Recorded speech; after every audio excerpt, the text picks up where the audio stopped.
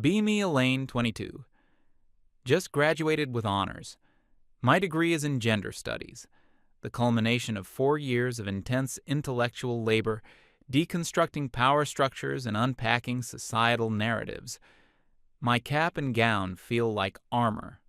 I'm not just a graduate. I'm an agent of change, ready to be unleashed upon a world that desperately needs my guidance. The graduation ceremony itself was a bit of a blur. Lots of speeches about our future and making a difference. I felt a sort of serene detachment from it all. They were speaking about abstract concepts. I was living the reality. My parents were in the audience, beaming. They took about 1,000 photos. They don't fully grasp the nuances of post-structuralist feminist theory, but they're proud. That's what matters, I suppose. My older brother, Dylan, was there too. He had to take a half day off from his job. He's a technician, something with HVAC systems. He fixes air conditioners and heaters.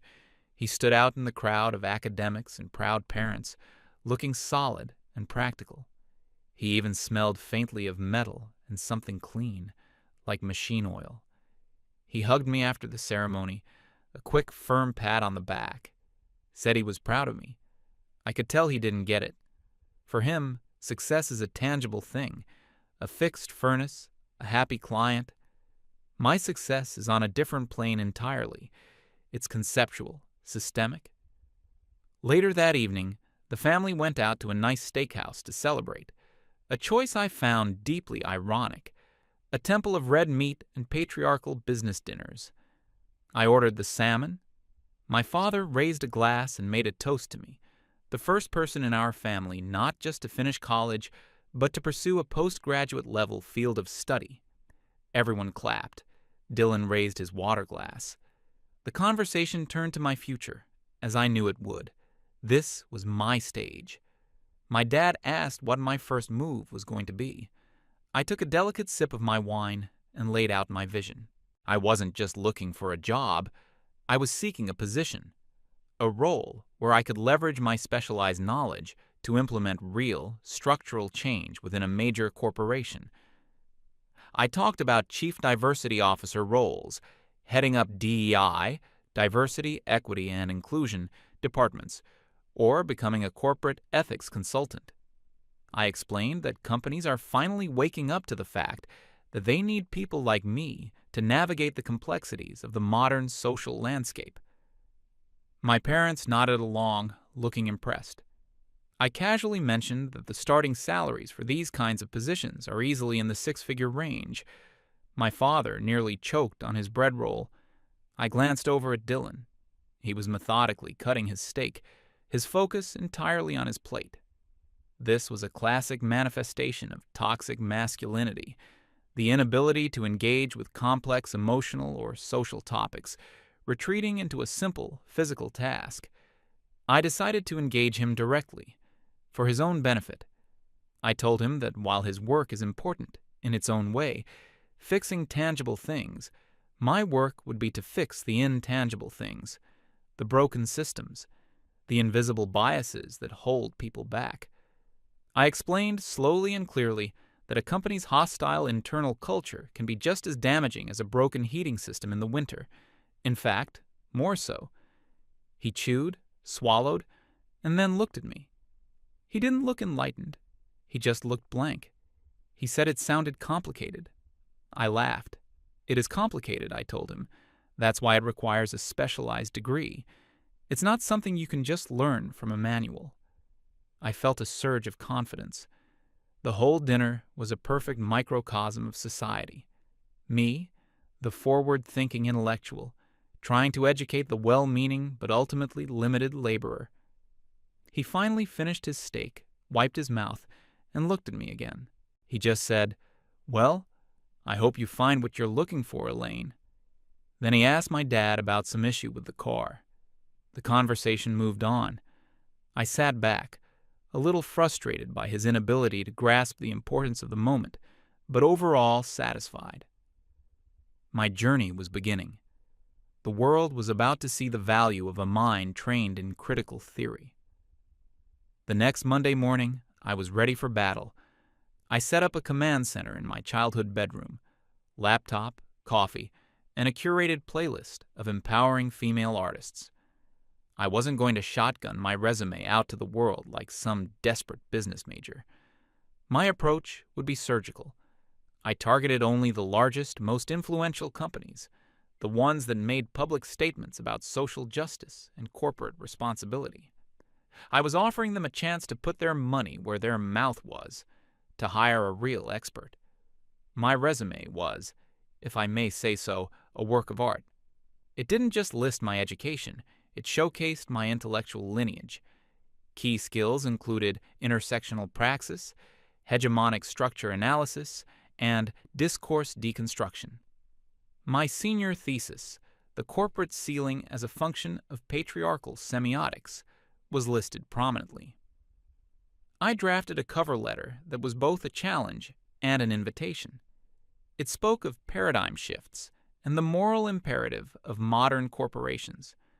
I sent out the first batch of applications to 5, maybe 6 of the top companies in the country. Then I sat back and waited for the flood of responses. I expected my inbox to start pinging within a day or two. A week went by. Nothing. Just the usual spam and newsletters. I figured the hiring process at that level must be slow. They probably had to convene a whole committee to process an applicant of my caliber. I decided to expand my search slightly. I included some mid-level, up-and-coming tech firms, the ones with beanbag chairs and kombucha on tap. Surely their supposedly progressive culture would make them eager to hire me. I sent out another 10 applications. By the end of the month, the only replies I had received were automated emails. Thank you for your interest in our company. While your qualifications are impressive, we have decided to move forward with other candidates whose experience more closely matches our needs at this time. It was infuriating. What experience could possibly be more relevant than my entire degree? I ranted about it to my friends from my program. They understood. They were facing the same thing. It was clear evidence of the very systems we studied. The HR algorithms were probably coded by men, designed to filter out the language of critical theory and favor buzzwords from business school. It was disheartening, but also validating. My struggle was proof that my work was necessary. Sometime in what must have been July, Dylan called me. He never calls just to chat. It's usually for a specific reason. He sounded cheerful. He told me his company had landed a huge municipal contract to retrofit a bunch of city buildings with new, energy-efficient systems. He'd been leading the proposal team on the technical side. As a result, he was getting a promotion to a senior project manager position and a very substantial bonus. He mentioned he was finally going to buy that new truck he'd been wanting for a year. I tried to sound enthusiastic for him. I said, "Congratulations," and "That's amazing." But as I hung up the phone, a bitter taste filled my mouth.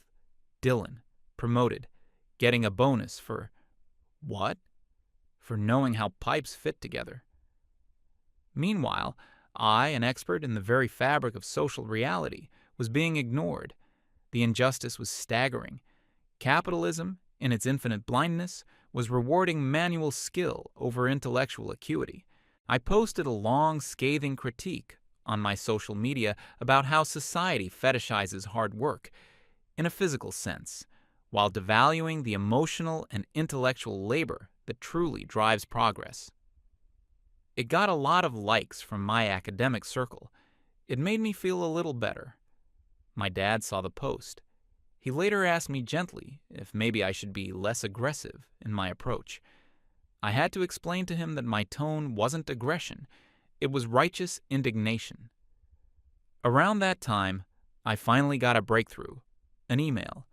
It was from a massive, old-school financial firm, one of those glass and steel monoliths downtown. They wanted to schedule a video interview for a role in their corporate social responsibility department, Vindication. It was happening. I spent the next 3 days preparing. I reread Foucault. I polished my talking points on stakeholder capitalism versus shareholder supremacy. I dressed in a sharp professional blazer. I set up my laptop with a neutral, academic-looking bookshelf behind me. The interview was with a woman who must have been a senior vice president. She had sharp eyes and a no-nonsense haircut. I was ready for a high-level intellectual discussion.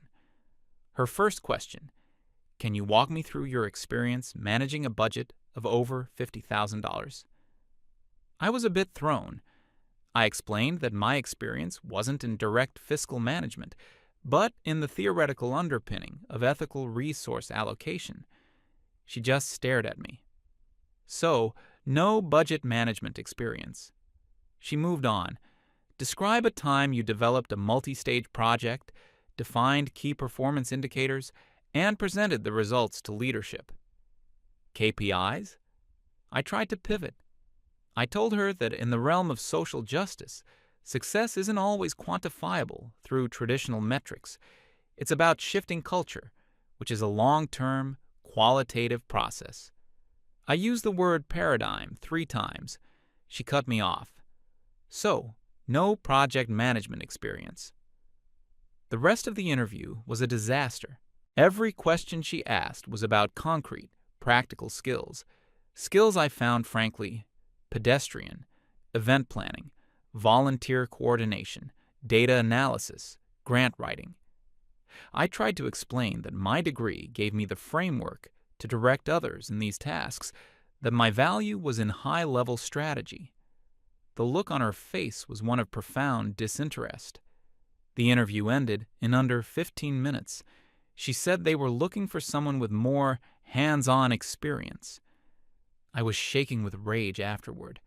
This woman, a supposed leader, was a perfect example of a patriarchal enabler, so indoctrinated into the corporate machine that she couldn't recognize true innovation.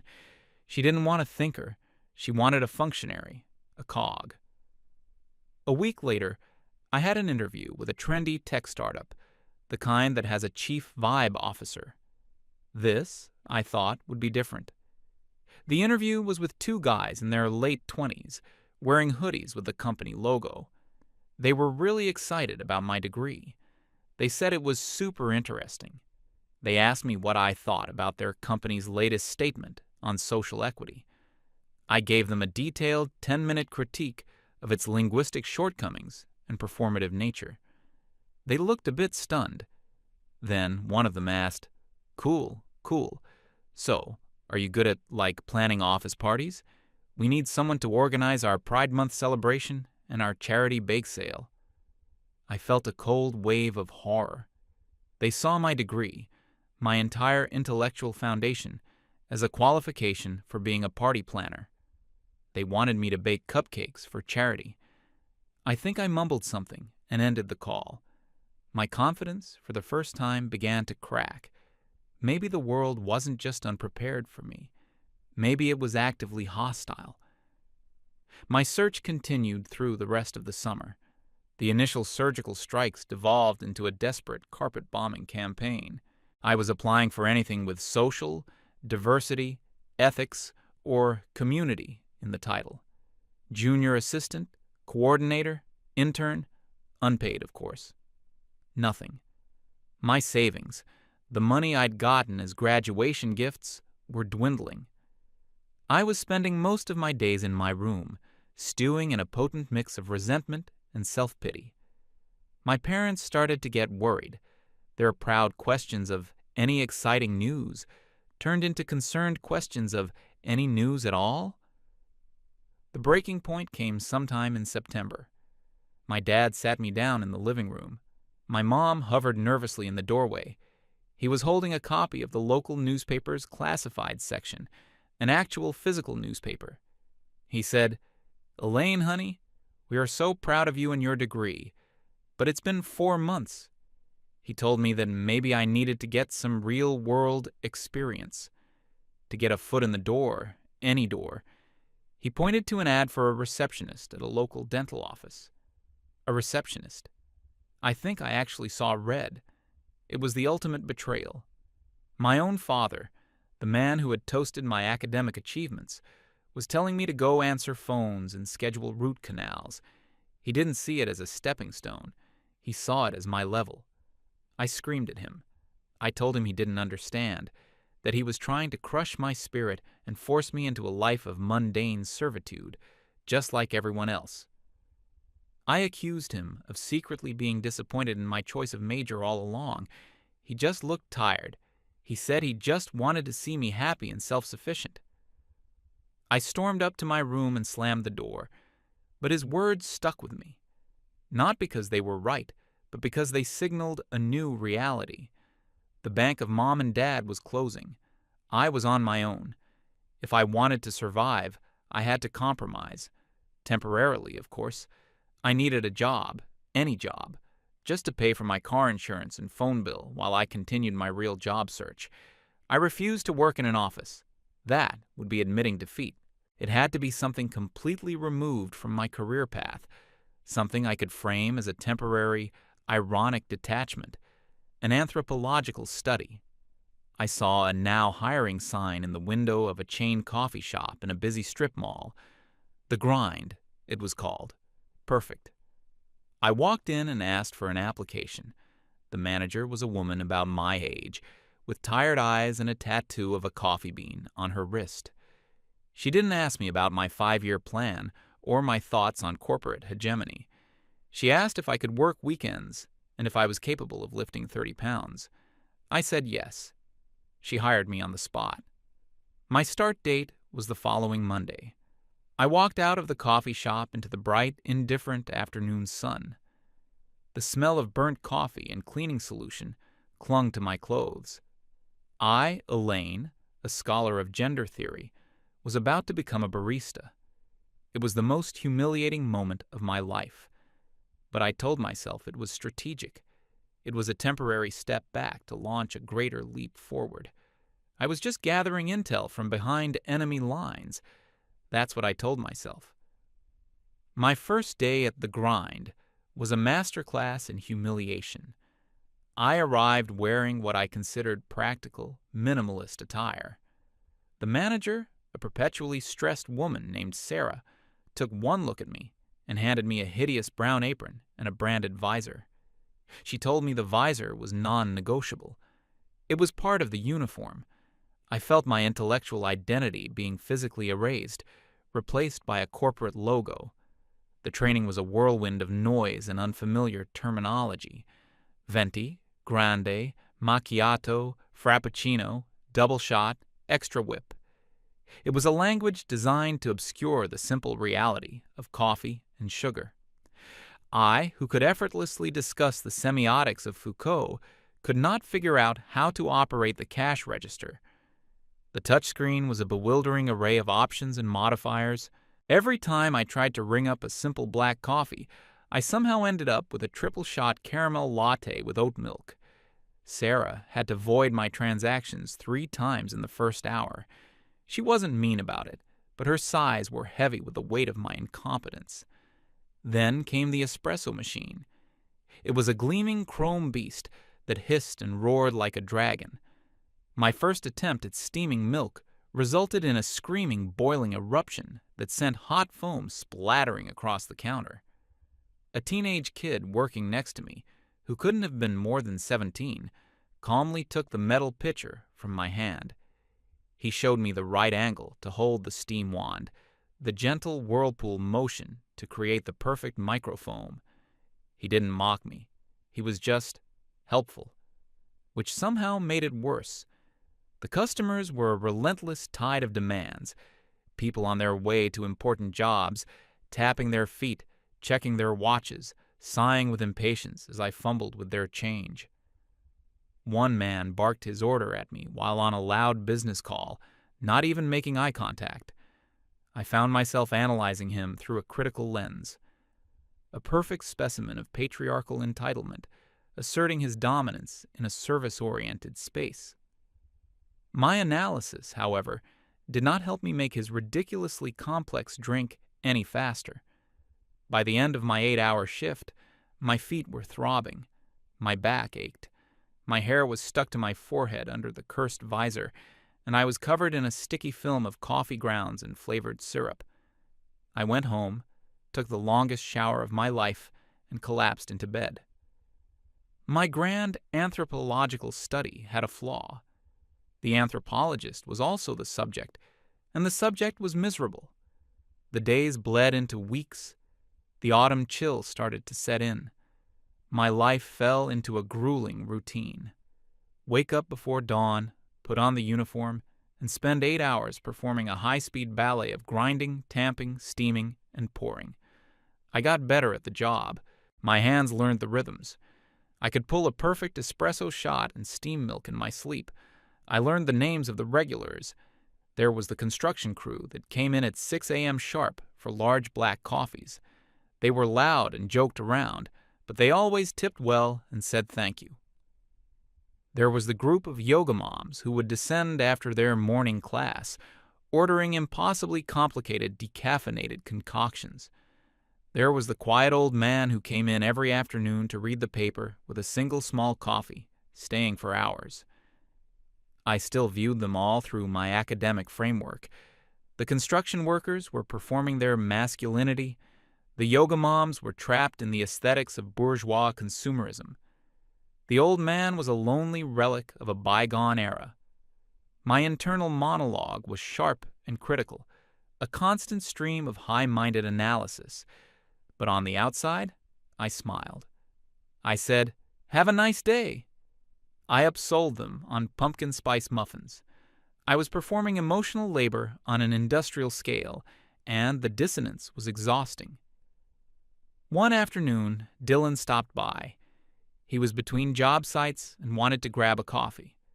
I saw him walk in, and my heart sank. I instinctively turned away, hoping he wouldn't see me. But he did. He walked right up to the counter, a broad smile on his face. He didn't seem to notice my ridiculous uniform or the smear of chocolate on my apron. He just said my name and asked how I was doing. I mumbled something about being fine.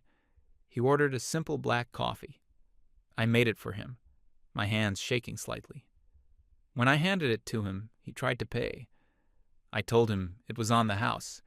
He insisted, pulling a $10 bill from his wallet and stuffing it into my tip jar. He told me to keep the change. Then he just stood there for a minute, leaning against the counter, and asked about my real job search. I gave him a vague, defensive answer about still looking for the right fit, about not wanting to compromise my principles. He just nodded. He didn't push. He didn't say, "I told you so." He told me his new truck was running great and that he was working on a challenging installation at a new hospital wing. He seemed genuinely engaged and satisfied by his work.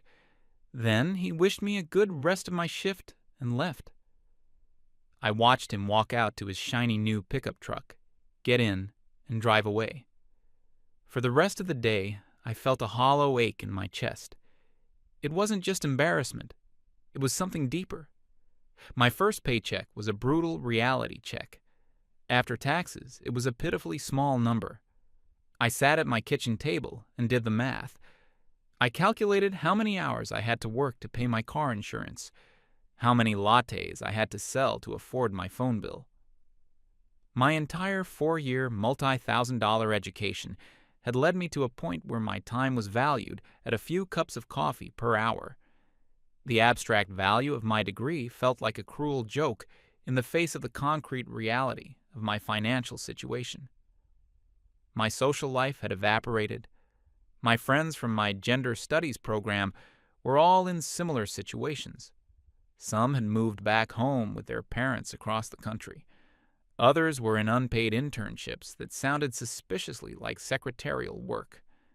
Our group chats, which used to be vibrant forums for dissecting theory and planning activism, had become grim support groups for the unemployed and underemployed. We complained about the system, about capitalism, about the patriarchy.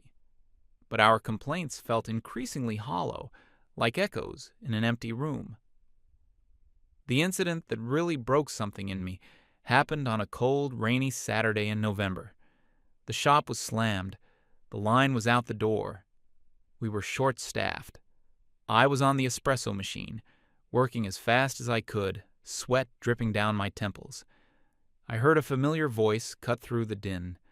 I looked up, and my blood ran cold. It was a girl from my senior seminar, one of the really smart, competitive ones. She was with a group of other people I vaguely recognized from campus. They were all dressed up, looking like they were on their way to some fun, professional person brunch. She saw me. Her eyes widened for a split second, a flicker of shock, before she composed her face into a mask of polite pity. She stepped up to the counter when it was her turn. She said my name, her voice a little too loud, a little too bright. She asked me how I was, what I was up to, as if the answer wasn't blindingly obvious. I wanted the floor to swallow me whole. I just stared at her, my mind blank. I couldn't form a sentence. My manager, Sarah, seeing that I was frozen, gently pushed me aside and took the order. I could feel the whole group's eyes on me. I could feel their silent judgment, their relief that they weren't me. I retreated to the back room, claiming I needed to restock the milk. I leaned against the cold metal door of the walk-in fridge, my heart hammering against my ribs. The humiliation was a physical sensation, hot and sharp. In all my theorizing about systemic oppression, I had never truly understood the raw, personal sting of being looked down upon, of being seen as a failure. When I came back out, they were gone, but their presence lingered, a ghost of the life I was supposed to be living. Things started to shift after that, subtly. I began to see the world of the coffee shop not as a sociological experiment, but as my actual reality. I started paying more attention to my coworkers. The 17-year-old kid, I learned, was working to save up for a down payment on a used car so he could drive himself to community college next year. Sarah, the manager, was a single mom putting her daughter through daycare. This job, with its long hours and constant stress, was what kept a roof over their heads. Another barista was an aspiring musician, working 2 jobs to pay for studio time. Their struggles were not theoretical. They were about rent and food and tuition and daycare. They didn't have the luxury of deconstructing hegemony. They were too busy surviving it. They were also, for the most part, kind. They covered for each other. They shared tips. They complained about customers together in the back room. There was a simple, untheorized solidarity among us, born of shared experience. My social media presence withered. I stopped posting angry manifestos. What was the point?